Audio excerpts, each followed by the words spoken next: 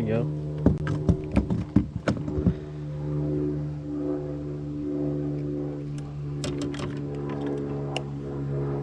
They're definitely in here. Water level's definitely gone down a bit, but they're still biting, y'all. Little black crappie. I don't think he'll keep though. There you go. This one will keep.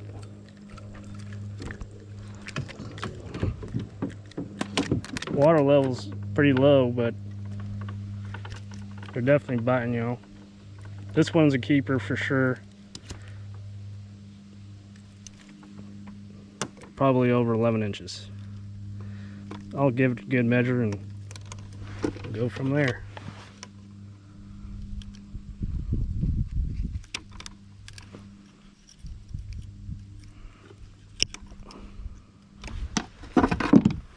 There you go, y'all.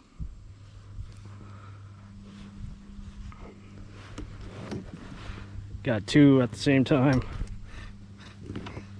Gotta unhook this one here.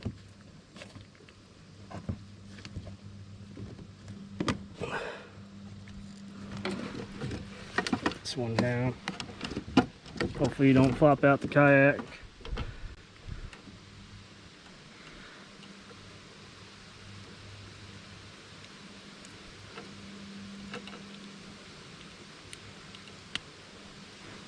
There you go. This one ain't gonna keep, I'm pretty sure. Check this one out, yo. It's over 11 inches. Yeah. Just a tad bit over 11. So I'm using minnows today under a cork because it's perfect conditions for it. Just a 1 32nd ounce jig head. This is a Bobby Garland Moglow, and they're biting on both, so they're not picky, it seems like. I'm using just straight braid, casting it where a stump is. Really, that stump's probably about, I mean, you can see it right there. I mean, it's just barely touching the water surface essentially, but they like to congregate right there. That's probably about 3 foot of water, 3 to 4 foot, between 3 to 4 foot of water. There you go. There's another one. And this one's a keeper too, I'm pretty sure.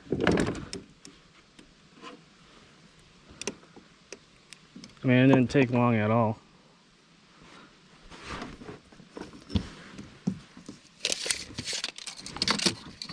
Yep, he's 9.5. Not bad crappie though. And yes, y'all, this kayak is designed for me to stand on it. A lot of other kayaks are way more stable, but this one you can. You've got a bit of balance. But a lot of these newer kayaks right here, especially for the inshore stuff, like for redfish and trout, flounder, they're designed for you to stand up on so you can actually see around, just like you were bass fishing.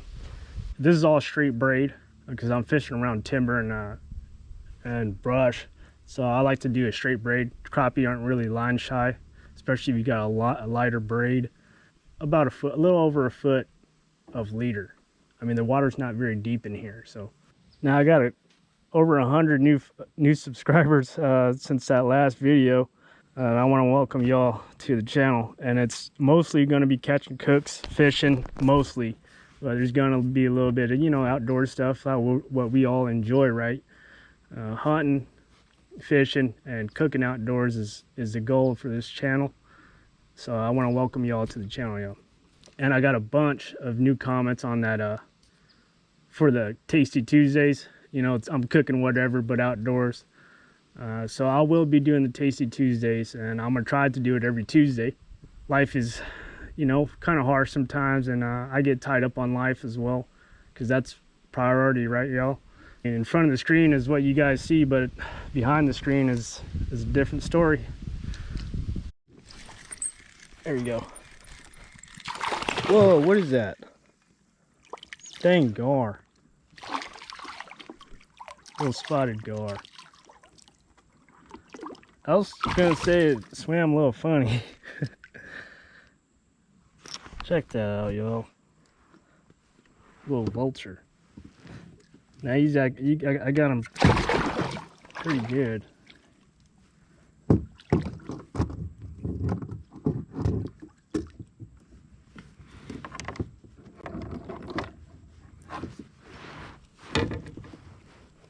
Now these guys are really hard to hold on to.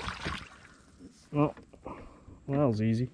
It's good with these droughts, and especially when it gets real low and you guys are fishing creeks and stuff like that, to come into the creek and check out all the, dang, big old gar right there. It's good to come into the creek and see where all the structure is. So when it fills back up, you know, especially if you're not fishing you're not working with electronics, to come in those creeks on a drought and mark on your phone all these stumps out here.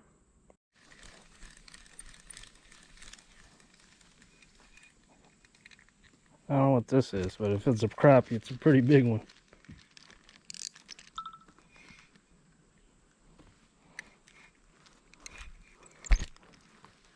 Darn it. They always seem to love to bite when you're busy. It's like they know. Well, he's messing with his phone again. Take a little bite. There you go, y'all. This feels like crappie right here. It might not be, though. It's a bass. Little creek bass. Not bad. Not bad bass, though. This is perfect eating size right here. This is like maybe 12. A little over 12. It's nice and cold. Perfect eating size, and I would eat this bass if it was a little bit bigger, or actually size limit, I should say. This right here is a perfect meal. But state of Texas says it's 14 inches, so we let them go. And that's just fine, because I got one on the stringer and makes a good meal for myself if I know how to cook it right, y'all. Caught something here. Something big. That's probably a big old bass or something.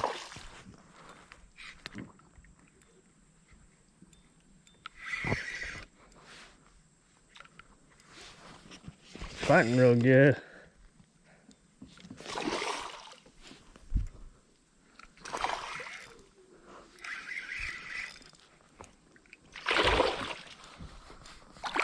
Oh, it's a big old bass, y'all. Closer to a 5-pounder, 4 to 5.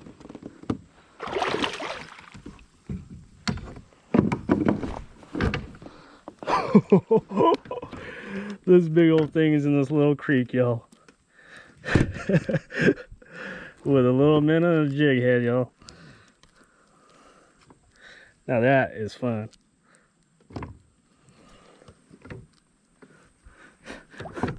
Check out this bass, y'all.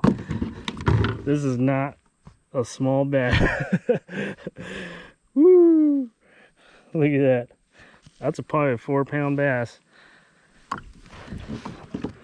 Let's let her go.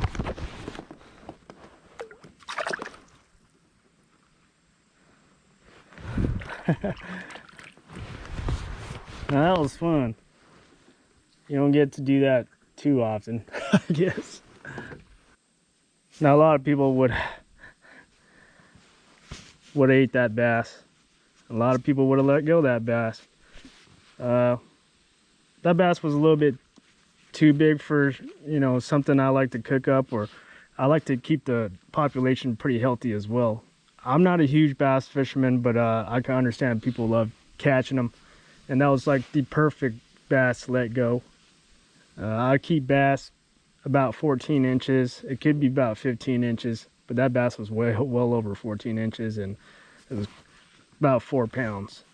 He was a perfect one, or she was a perfect one to let go, to keep this creek nice and healthy, filled with bass, and, you know, keep the population going. There you go. Let's keep it right here, I think.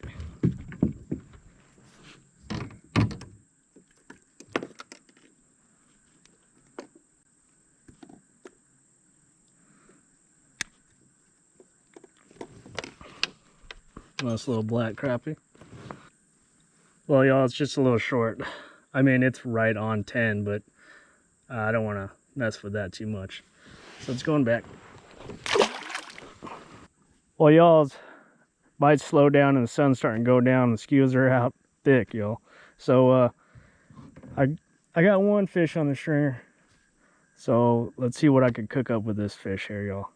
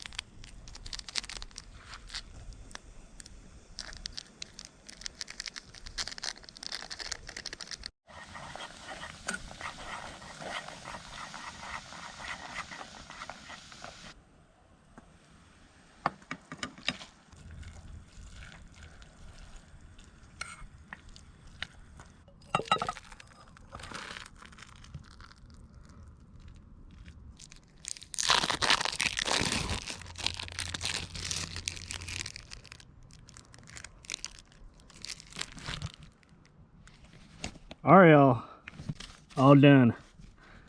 Check that out, tempura crappie and a creamy ramen that I saw on video online. And I was just waiting to try this recipe out. It looks really good. Looks real creamy. Let's give it a shot, y'all.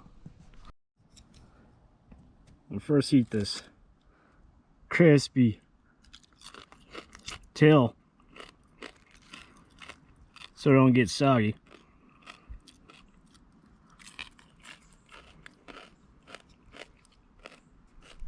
The tail's always good. Let's try this tempura crappie, y'all. I would think I made the batter a little too thick, but